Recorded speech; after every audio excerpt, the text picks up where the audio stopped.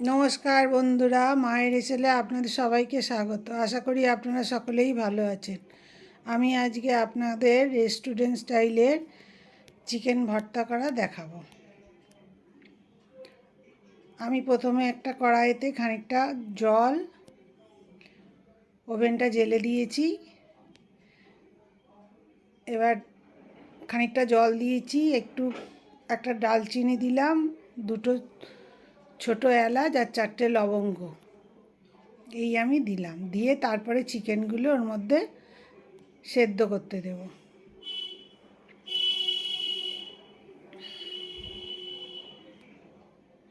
আমি আলাদা করে কোনো চিকেন আনাইনি।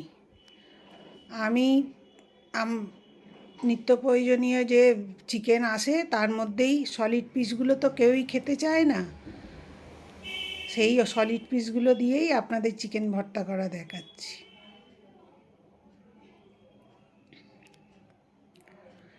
এবার আমি এটা সেদ্ধ করতে দেবো, তার মধ্যে খানিকটা লবণও দিয়ে দিলাম। এরকম করে দিলে সলিড পিসগুলো তখন সবাই এবারে তোপা তোপা করে খেয়ে নেবে। আমি সেটাই দেখাচ্ছি যে সলিড পিসগুলো কীভাবে রান্না করে দিলে বাড়ির লোক একদম খুশি মতো খেয়ে নেবে।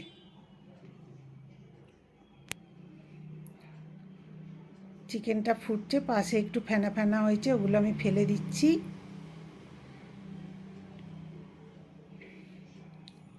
চিকেনটা সেদ্ধ হওয়া অবধি এটাকে আমি কুক করব, রান্না করে নেব ততক্ষণ।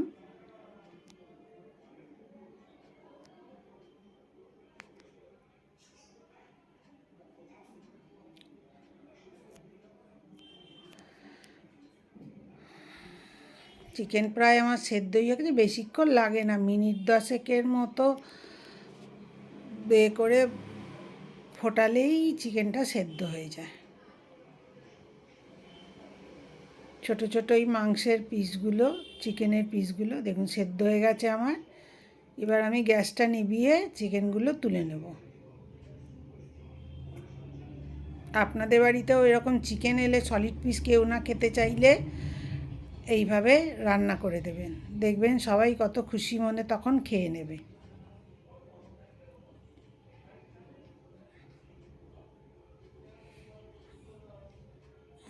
জল থেকে তুলে ফেললাম চিকেনের পিসগুলো।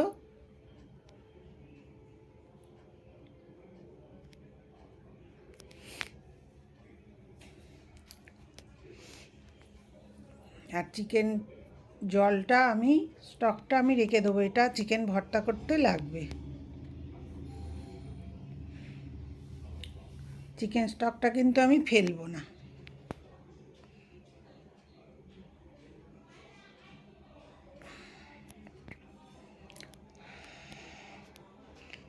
এবার 3টে ডিম আমি সেদ্ধ করে নিয়েছি, আর চিকেনগুলোকে এরকম করে এবার ছাড়িয়ে নিতে হবে। চিকেনগুলো ঠান্ডা হয়ে গেছে, এবার আমি এরকম করে ছাড়িয়ে নিচ্ছি।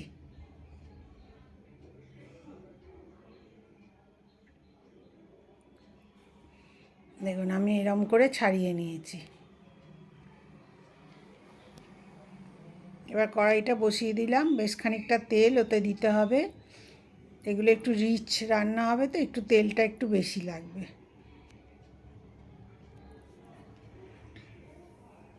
আর দুটো বড় সাইজের পেঁয়াজ আমি একদম মিহি করে কেটে দিয়েছি। আমি বেটে দিলাম না, মিহি করে কেটে ওর মধ্যে দিয়ে দিলাম। আপনারা যদি ঝাল বেশি খেতে চান তাহলে তখন আপনি সেই অনুযায়ী একটু কাঁচা লঙ্কা কুচিয়েও এর মধ্যে দিতে পারেন পেঁয়াজটা দেবার আগে। আমি একটা পেস্ট বানাবো, তাতে দুটো কাঁচা লঙ্কা, লাল লঙ্কা, একটা টমেটো বড় সাইজে, আর কিছুটা কাজু বাদাম 1 মুঠোর মতো নিয়েছি। এটা আমি একটা পেস্ট বানাবো। এই যে পেঁয়াজগুলো বেশ লাল লাল করে ভেজে নিলাম আমি।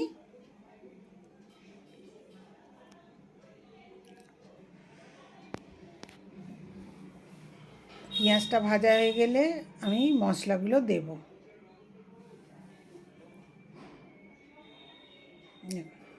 এটা আদা রসুন বাটা আমি 2 চামচ দিচ্ছি।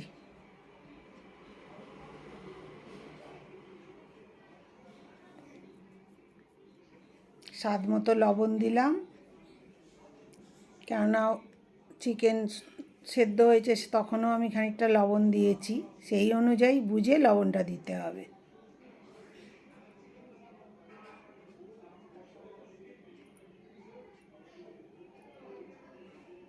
এবার হলুদ দিলাম 1/2 চামচ,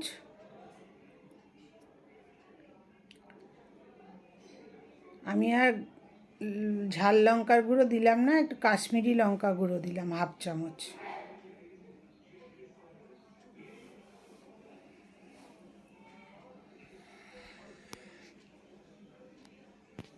আর অল্প একটু চিনি।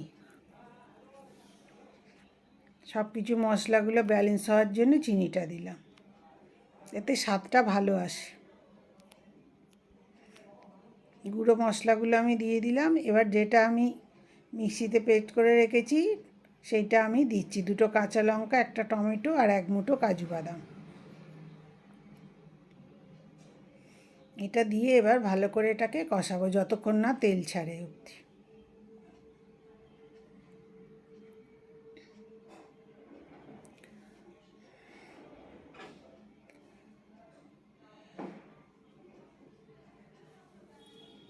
এরকম করে মিহি করে পেঁয়াজ কেটে নিলে আলাদা করে আর আপনার আর বাটতে লাগবে না, নাহলে আপনি বেটেও দিতে পারেন।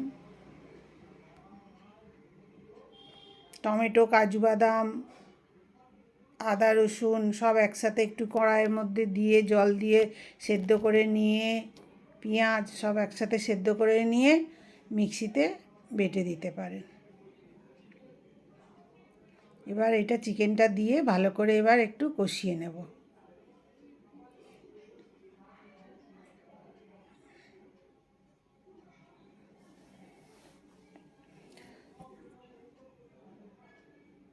যেসব বন্ধু আমার চ্যানেলটা এখনও সাবস্ক্রাইব করেননি, প্লিজ আমার চ্যানেলটা সাবস্ক্রাইব করে দেবেন আর পাশের বেল আইকনটা টিপে দেবেন, যাতে আমি নতুন কোনো ভিডিও দিলে আপনাদের কাছে নোটিফিকেশান চলে যায়। আর আমার ভিডিও যদি আপনাদের ভালো লাগে তাহলে একটু লাইক, শেয়ার, কমেন্ট করবেন।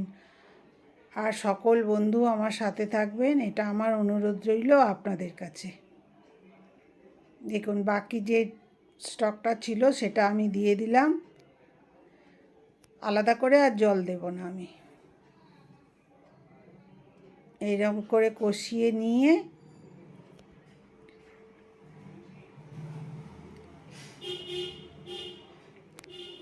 ভালো করে কষিয়ে নিলে, রঙটাও দেখেছেন কত সুন্দর হয়েছে এবং খেতেও খুব অপূর্ব হয় এরকম করে যদি রান্না করেন। আমি 1 চামচ কসুরি মেথি হাতে রগড়ে ওর মধ্যে দিয়ে দিলাম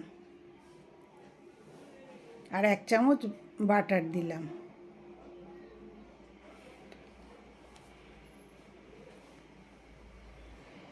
আর একটু ফ্রেশ ক্রিমও দেব, একটু ফ্রেশ ক্রিম দিলাম, ওই 2 চামচের মতো ফ্রেশ ক্রিম দিলাম।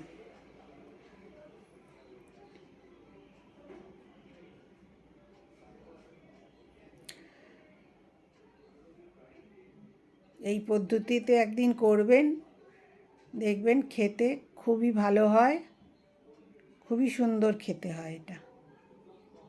আমার বাড়ির লোক তো খেয়ে ভীষণ খুশি। আমি এরকম করেই করে দিই সলিড পিসগুলো বাড়িতে এলে।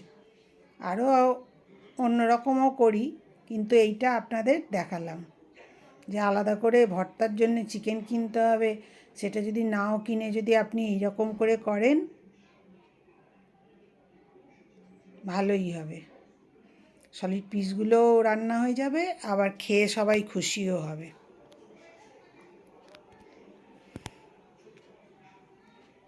দেখুন তেল ভেসে উঠেছে কীরকম একদম।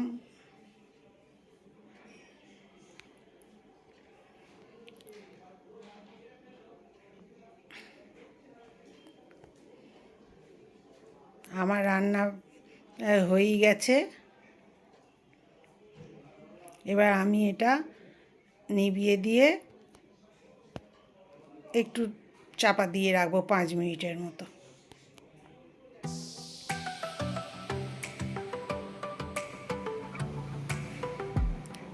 স্বাদে গন্ধে খুবই সুন্দর, খেতে অপূর্বই হয়েছিল। আমার ভিডিও দেখার জন্য আপনাদের সকলকে ধন্যবাদ। সকলে ভালো থাকবেন।